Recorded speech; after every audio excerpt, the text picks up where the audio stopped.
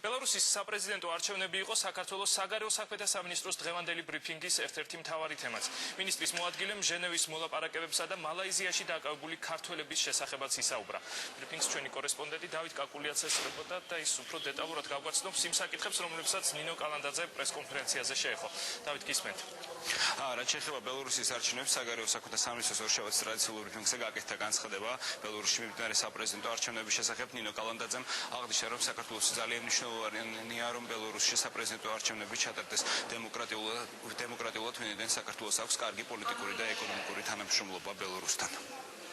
ჯერჯერობით ალბათ შეფასება ნაადრევი იქნება, იმდენად რამდენადაც პროცესი არ დასრულებულა, ჯერ კიდევ გადათვლის პროცესში იმყოფება საარჩევნო შედეგები. თავისთავად ჩვენ რასაკვირველია დიდი ყურადღებით ვაკვირდებით მიმდინარე მოვლენებს. ჩვენ ინტერესში არის, რომ ბელარუსიაში ჩატარდეს სამართლიანი და დემოკრატიული არჩევნები. ჩვენ ბელარუსის სახელმწიფოსთან ისე როგორც ბელარუს ხალხთან კარგი ურთიერთობა გვაკავშირებს. ჩვენ ამ ურთიერთობების გაღრმავება გვსურს, როგორც ხალხთა შორის ურთიერთობების, ისე ეკონომიკური თვალსაზრისით. ჩვენ ამ მიმართულებით ბევრი საინტერესო გეგმა გვაქვს და რასაკვირველია, ამისათვის ძალიან მნიშვნელოვანია, რომ სწორედ არჩევნების შედეგად ისეთი სურათი მივიღოთ, როგორიც იქნება საერთაშორისო ცივილიზებული სამყაროსთვის მისაღები.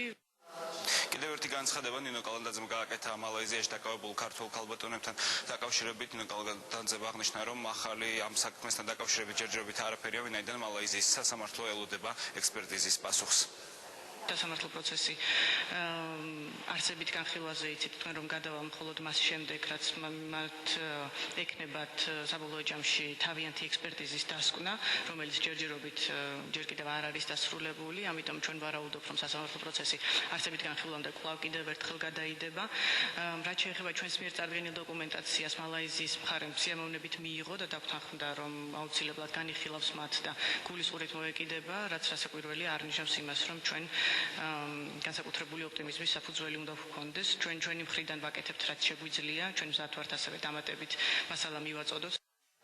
ნინო კალანდაძის თქმით, იმ შემთხვევაში თუ იქნება მალაიზიური მხარის მოთხოვნა, საქართველოს მზად არის ორივე დაკავებულთან დაკავშირებით დამატებითი დოკუმენტაცია გააცნოს, ასევე აქტიურად მუშაობს საქართველოს დიპლომატიური მისიები, რათა ქართველი დაკავებული ქართველების ბედი იქნეს დადებითად გადაწყვეტილი.